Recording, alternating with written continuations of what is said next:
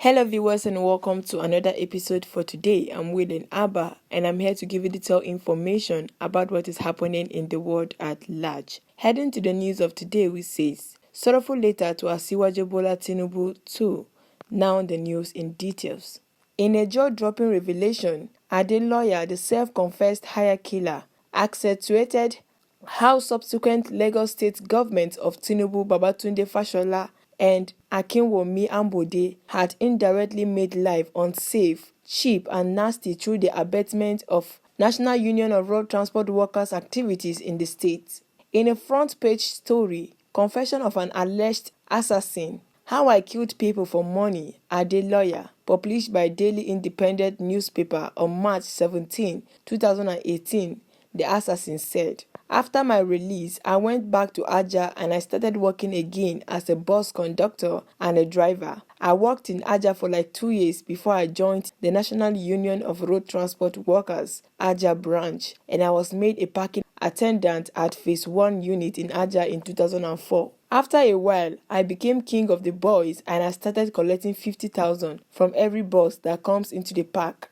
I later turned that my parking attendant position into a unit. I started collecting 100,000 security money for every commercial vehicle that made a turn on the Aja garage. I also recruited some boys who started working with me. At the end of each day, we will share all the monies collected among ourselves and we will also give a part of it to the chairman of the unit where we work. Adeloya continued, I did that for about 6 years before the Aja branch chairman died and a caretaker committee led by one Mustafa Adekunle was sent to take over the branch by the state chairman. The caretaker committee, and I begged him to allow me to retain my job in Aja. He snubbed me. The quotations here were the unforced words of a murderer. Now let's pause and chew on the kernel of my arguments. Who is to blame when killers and hoodlums forcefully extort motorists and share money that should go to the government in a state with an elected executive and legislature?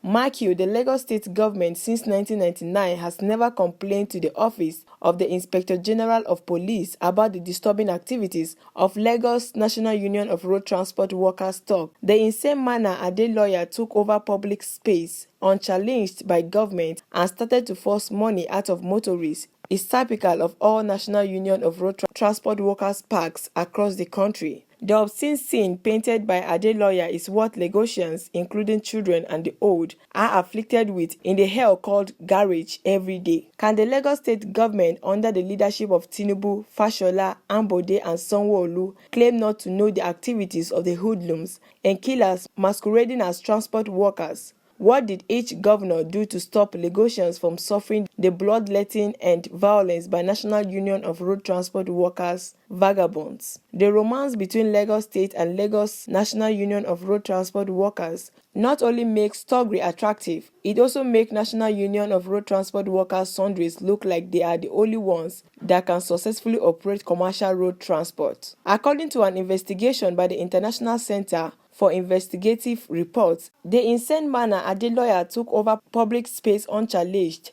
by the government and started to force money out of motorists is typical of all National Union of Road Transport Workers parks across the country.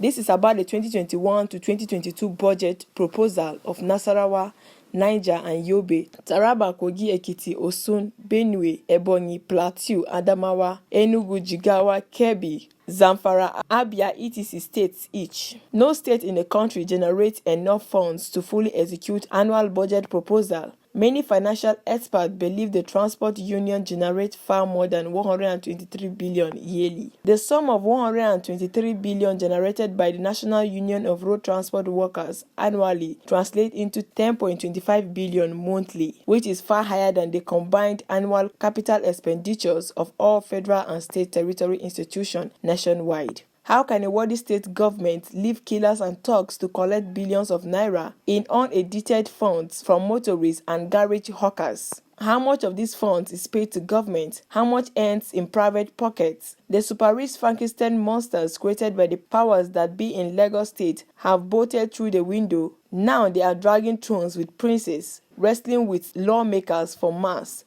Lagos State's seat of power will loom inside all the fullness National Union of Road Transport Workers madness. That scumbags largely operate commercial transport and collect revenue on behalf of state governments nationwide since 1999. It's indicative of the hatchet job transport unions do for the political class. Back to Ade lawyer, the killer said he sided with the chairman Lagos State National Union of Road Transport Workers, Oluhonwa, in 2010 with a supremacy fight broke out between Oluhonwa and another faction that included Agbede, MC Oluomo. He said when Oluhonwa lost in 2012 as state chairman of the union, he went back to his business just as he got himself an AK-47 and a pistol. Ade lawyer explained that in 2015, he teamed up with the People's Democratic Party element on Lagos Island to mobilize and win the presidential and state governorship elections for the PDP on the island.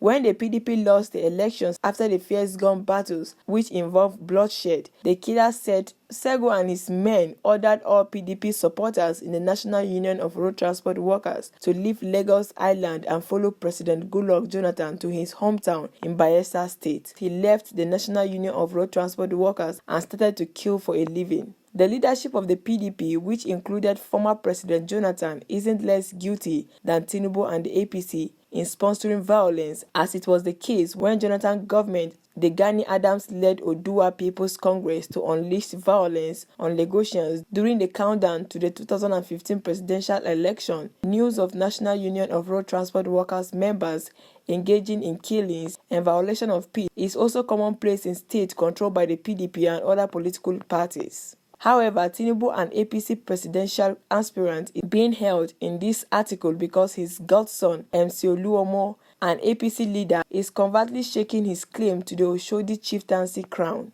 Word has it that crowning of another road transport leader as king in Lagos State is the sole impetus.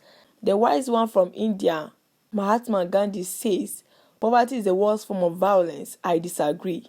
Leo, who says that government is an association of men who do violence to rest of us. Alright, my people, that is it for the news. Well, the effort in this article to link Tinubu with a self-confessed PDP talk is really not making sense.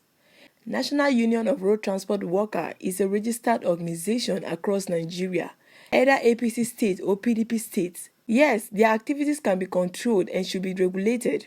Some of their violent leaders indeed enjoying government patronage, while hoodlums Togri and Agbero that are terrorizing Lagos are the handwork of all these politicians. The politicians are their grand patron. They are being used to tackle opponents during election. Fashola and Ambode try to eradicate them, but Sanwo-Olu look other way. Well, this one that Tinubu is talking about president. Nigeria will soon become Agbero country, which is deadly than Boko Haram.